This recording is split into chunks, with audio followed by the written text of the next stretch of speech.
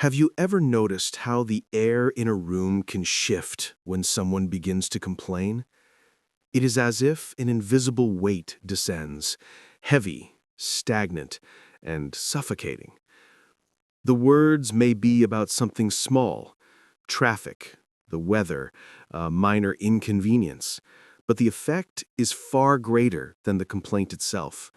It colors the energy of the space, dims the brightness of those nearby, and silently drains the vitality of the one who speaks. What if I told you that complaining is not just a habit of the mind, but a distortion of the energy field that surrounds and sustains you? That every sigh of dissatisfaction, every murmur of frustration, and every whispered grievance does more than express emotion. It reshapes your aura, alters the vibrational field of your spirit, and weaves patterns that can either imprison you or set you free.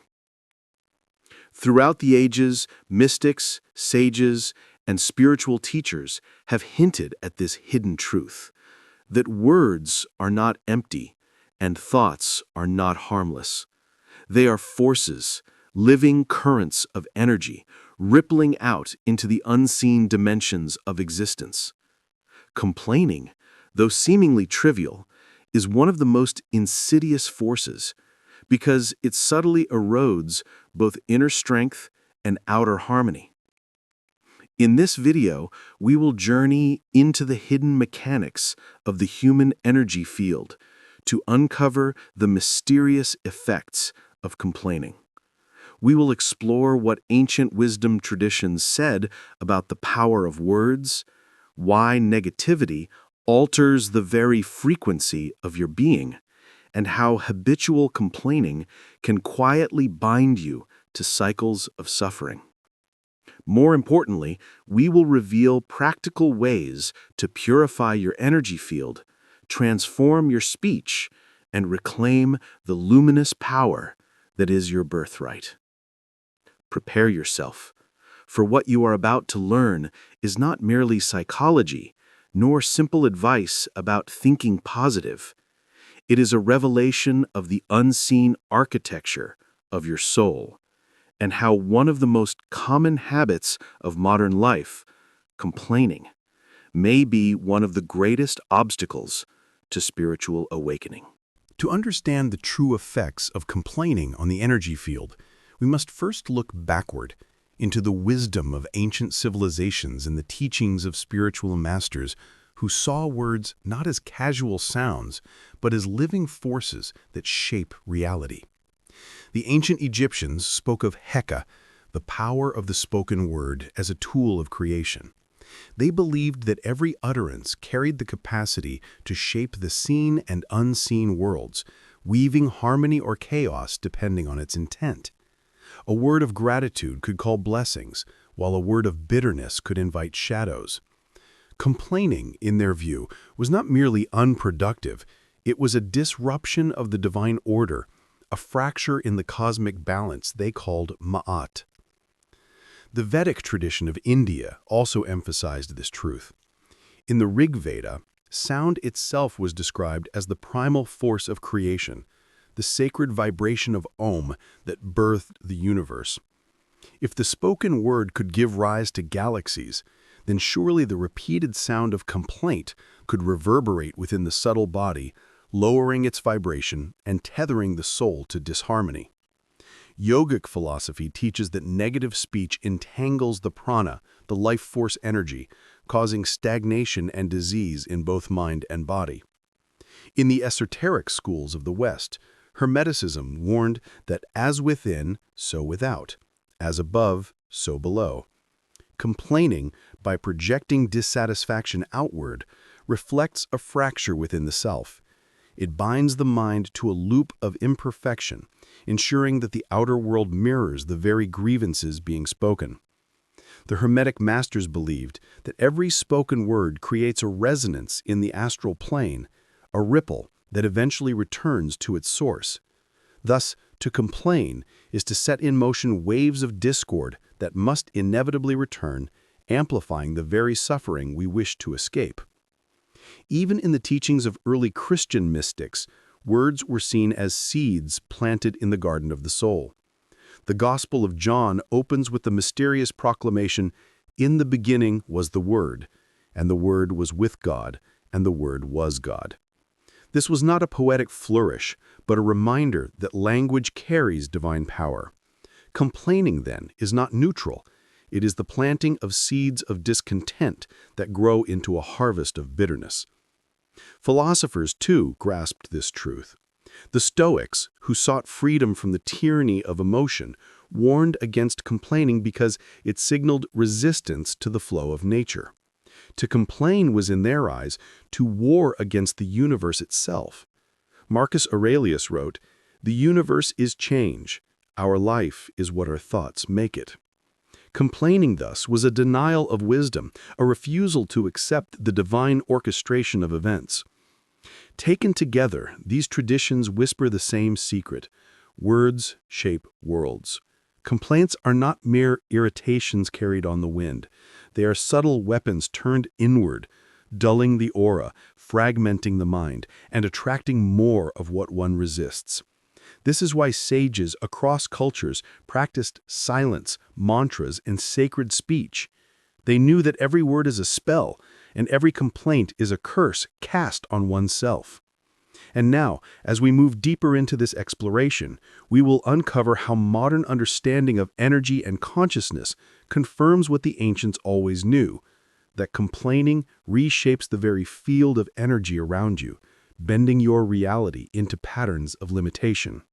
Imagine your energy field as a vast, shimmering ocean of light surrounding your body. To the clairvoyant eye, it appears as waves of color, patterns of vibration, and currents of subtle force. This field, often called the aura, is not simply decorative. It is the living interface between your inner world and the outer cosmos. Every thought, every word, every emotion sends ripples through this ocean, shaping how energy flows into and out of you. When you complain, you release a vibration of resistance. Instead of allowing energy to move freely, complaints create knots, dense pockets where light contracts and becomes heavy. These knots act like whirlpools, pulling more of the same energy toward you. If gratitude opens channels of abundance, complaining closes them. It is as though you were weaving nets around yourself, trapping the flow of possibility. Mystics have described this in many ways. Some speak of complaining as a leak in the vessel of the soul. The life force meant to nourish you instead drains into the void. Others liken it to smoke clouding a mirror, obscuring the reflection of divine light. The more you complain, the thicker the smoke becomes, until your perception of reality is dimmed and distorted. Consider an analogy, a musical instrument. Your energy field is like a harp, each string resonating with cosmic frequencies. When you speak words of kindness, praise, or acceptance, the harp vibrates in harmony, producing melodies that attract harmony in return. But every complaint is like striking the strings out of tune. A few discordant notes may not destroy the song, but if repeated, they warp the music entirely, leaving you caught in a disharmony of your own making. Modern science hints at this truth. Research on emotional states shows that chronic negativity activates stress hormones, weakens immunity, and impairs cognitive clarity. While science may not use the word aura, it confirms what spiritual traditions have long known. Complaining alters your internal chemistry and radiates outward, affecting everyone in your orbit. In subtle ways, it contaminates the collective field of energy shared by families, communities, even nations. There is also the law of resonance. Like attracts like. When your aura vibrates with complaint, you become attuned to grievances. Suddenly, you notice more reasons to be dissatisfied. You see the flaws, the imperfections, the inconveniences. Opportunities for joy pass unnoticed because your inner radio is tuned to the frequency of discontent. Complaining is not only an effect of unhappiness, it is a cause, feeding itself in an endless cycle. The spiritual danger lies in this cycle. Complaining hardens into identity. Instead of saying, "This situation is unpleasant," one begins to believe, "Life is unfair. I am always unlucky. Nothing ever goes my way." These are not mere thoughts. They are energetic codes written into the field, programming the soul to replay the same story again and again. Like a self-fulfilling prophecy, the aura magnetizes circumstances that validate the complaint, proving itself true. This is why complaining is more than bad habit. It is a subtle form of self-sabotage, a spell we cast upon our own energy. Every word of dissatisfaction is a thread woven into the tapestry of our destiny. The longer we weave with these threads, the more entangled we become in a reality of limitation. But here lies the hidden key. Just as complaints dim the aura, conscious words of gratitude and acceptance brighten it. The energy field responds instantly to the language of the soul. By transforming speech, we transform vibration. By transforming vibration, we transform destiny. And yet, this is only the first layer of understanding. To grasp the full depth of this mystery, we must look beyond the general effects and explore the specific ways complaining reshapes the architecture of your energy field. How it impacts your chakras, your subtle bodies, and even your connection to higher realms. To see the deeper effects of complaining, we must examine the structure of the human energy system, what mystics and healers call the chakras and subtle bodies. Complaining is not a vague cloud floating around you. It penetrates specific layers of your energetic anatomy, leaving imprints that alter your entire being. Let us begin with the throat chakra, the center of communication and truth. Every word passes through this gateway, carrying vibration into the world. Complaining distorts this chakra, causing it to emit a frequency of disharmony. Instead of being a clear channel for wisdom, it becomes a funnel of dissatisfaction. Over time, this can manifest as difficulty expressing gratitude, strained relationships, or even physical issues with the throat, lungs, or voice. It is as though the very portal meant to connect you with others becomes blocked by the weight of negativity. Moving downward, the solar plexus chakra, the seat of personal power and will, is also deeply affected. Complaining reinforces the illusion of helplessness, the idea that life happens to you, not through you. This drains the solar plexus of vitality, leaving you feeling powerless, resentful, and dependent on external circumstances. Instead of radiating strength, your energy contracts inward, broadcasting weakness. The more you complain, the more your reality seems to confirm your lack of control. The heart chakra, too, suffers. Complaints arise from a place of resistance to what is, and resistance closes the heart. Where compassion and love should flow freely, complaint builds walls. The aura around the chest becomes duller, sometimes appearing to sensitives as gray or muddy. This diminishes not only your capacity to give love, but also to receive it, trapping you in a cycle of loneliness and misunderstanding. Even the crown chakra, your connection to the divine, is dimmed by habitual complaining. Each complaint is a subtle declaration, "I do not trust the order of the universe." It severs your link to higher guidance, leaving you feeling cut off from meaning and inspiration. Instead of being an open channel to cosmic intelligence, the crown becomes veiled, like a sky hidden behind storm clouds. Beyond the chakras, complaining impacts the subtle bodies. In the mental body, complaints carve grooves of repetitive thought, making it difficult to perceive new solutions.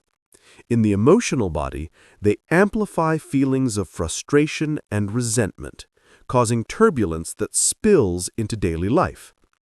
In the etheric body, which interfaces directly with physical health, complaints weaken the flow of life force, making the body more susceptible to fatigue and illness. On the spiritual plane, complaints act as anchors. They bind the soul to the dense vibrations of the material world, preventing ascension to higher states of consciousness. Some traditions describe complaining as a cord that ties you to the lower astral realms, domains filled with discontent, quarrel, and unrest. The more one indulges in complaint, the stronger the cord becomes until it feels impossible to rise above it. But here lies a paradox worth contemplating. Complaining is seductive because it gives temporary relief. To voice dissatisfaction can feel like releasing pressure from a boiling pot. Yet this relief is deceptive, for it strengthens the very patterns that caused the discomfort in the first place. It is like drinking salt water when thirsty, momentarily soothing, but ultimately deepening the thirst. This is why sages warned against careless speech, not because they wished to silence joy or deny injustice, but because they understood the hidden architecture of energy. They knew that to complain is to surrender power, to allow the vibrational field to decay, and to unconsciously sculpt a destiny of limitation. And yet within this truth is also a profound hope.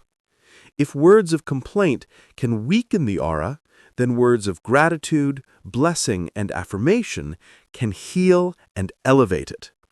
Your energy field is not a prison, it is clay, always reshaped by the sculptor of your speech. The choice is always yours, to weave complaints into chains or to weave words into wings. Understanding the effects of complaining on your energy field is only the first step. Knowledge, without practice, remains a closed book. To transform your life, you must take this wisdom and weave it into daily action. The good news is that even the smallest shifts in awareness can bring profound changes to your energy field, brightening your aura and opening pathways of possibility. Let us begin with the simplest but most powerful practice, awareness. Every time you feel the impulse to complain, pause. Do not judge yourself harshly, for judgment is merely another form of complaint directed inward. Instead, observe it, as if watching a ripple in the pond of your mind. Ask yourself, what energy am I about to release into the world? Do I wish to amplify this vibration? This brief moment of mindfulness interrupts the unconscious pattern and gives you the choice to redirect your words. Next, practice the art of transmutation through language. Instead of saying, "This is terrible," try, "This is challenging, but I will find a way through." Instead of, "Nothing works out for me," try, "I am learning resilience through this experience." Notice that you are not forced to deny reality or pretend everything is perfect. You are simply choosing to describe your life in a way that empowers rather than drains. Words become medicine instead of poison. A profound technique drawn from ancient traditions is the practice of gratitude journaling. Each night, write down 3 things you are grateful for, no matter how small. The warm sunlight on your face, the smile of a stranger, even the breath that sustains you. Gratitude is the opposite frequency of complaint. It opens the heart, brightens the aura, and magnetizes abundance. Over time, this simple ritual rewires your mind to focus on what uplifts rather than what diminishes. Another powerful method is the discipline of silence. Many spiritual masters undertook periods of intentional silence, not merely to avoid distraction, but to purify their speech. Try setting aside even 1 hour a day where you refrain from all unnecessary talk. Notice how the silence reveals your inner dialogue. If your mind is filled with complaints, you will hear them clearly. This awareness allows you to gently redirect your thoughts before they spill into words. Silence trains the throat chakra to rest, heal, and become a clearer channel for truth. On an energetic level, you can also use breathwork and visualization. When you catch yourself complaining, pause and take 3 deep breaths. With each exhale, imagine the dark smoke of complaint leaving your aura. With each inhale, imagine golden light entering your field, filling the spaces where negativity once resided. This simple act clears the knots in your energy, replacing them with clarity and strength. Community practices are equally vital. Surround yourself with people who uplift rather than complain. Energy is contagious. If you spend your time among those who dwell in grievance, their vibration will seep into your field. But if you share your life with those who radiate gratitude and vision, their frequency will raise yours effortlessly. Choose your companions as carefully as you would choose the food you eat. And finally, adopt the practice of conscious speech blessings. Before beginning your day, speak words of power into the space around you. Say aloud, "May my words today be instruments of healing. May my speech carry the vibration of truth, peace, and light." This simple declaration imprints your aura with intention, aligning your energy field with higher frequencies. Of course, challenges will arise. Complaining may feel irresistible at times, especially when faced with injustice, pain, or frustration. Remember, this is not about suppressing your voice or pretending all is well. There is a difference between expressing truth and complaining. One speaks from clarity and purpose. The other speaks from helplessness and habit. The key is to transform the energy behind your words. By practicing these techniques, you do more than silence complaint. You reshape your destiny. Your aura becomes luminous, attracting harmony instead of conflict, opportunity instead of obstacle, joy instead of sorrow. Over time, life begins to respond to you differently because your energy field has changed its song. We began this journey with a simple observation. Complaining is not harmless. It is not just a fleeting release of frustration, nor a trivial social habit. It is an energetic act, a shaping of your aura, and a weaving of threads into the fabric of your destiny. From the ancient Egyptians who spoke of Heka, the magical power of words, to the Vedic sages who revered sound as the foundation of creation, to the Hermetic masters who taught that, as within, so without, all traditions pointed to the same truth: words are forces. Complaints are spells of discontent, self-directed curses that bind the soul to cycles of limitation. Gratitude, truth, and blessing, on the other hand, are spells of light, expanding your field and aligning you with the flow of divine order. We have seen how complaining tangles the chakras, clouds the subtle bodies, and dims the radiance of the aura. We have seen how it erodes the solar plexus by whispering lies of helplessness, how it walls off the heart with resistance, and how it veils the crown with doubt. Complaining is not just an external act, it is an inward fracture that reverberates through every layer of your being. And yet, this knowledge does not leave us powerless. Quite the opposite. It reveals our hidden strength. If complaining can weaken, then blessing can strengthen. If words of discontent can dim, then words of gratitude can illuminate. You are not trapped by the patterns of your speech. You are the master sculptor of your energy field. Every word is a chisel, every phrase a brushstroke, painting the aura that surrounds you. So what shall you paint? Will you continue weaving nets of complaint, binding yourself to dissatisfaction? Or will you choose to weave wings of gratitude, lifting your spirit into realms of freedom and light? The choice is before you in every moment. carried on the breath of your speech. I leave you with this thought. The universe is always listening. Every word you speak is a seed cast into the field of reality. Complaints grow thorns. Blessings grow flowers. Which garden will you cultivate? If this message has stirred something within you, do not let it pass like a shadow across your path. Reflect on your words, observe your habits, and practice the techniques we shared. Step into silence, speak blessings, cultivate gratitude. And as your energy field brightens, you will notice the world itself responding. Doors opening, synchronicities appearing, peace returning to your heart. This is the hidden truth of complaining. It is not about the world outside you. It is about the power within you. The power to create, to uplift, to awaken. And that power has always been yours. So let your words be light. Let your speech be a song of harmony. And let your aura shine as it was always meant to. Brilliant, unbroken, and free.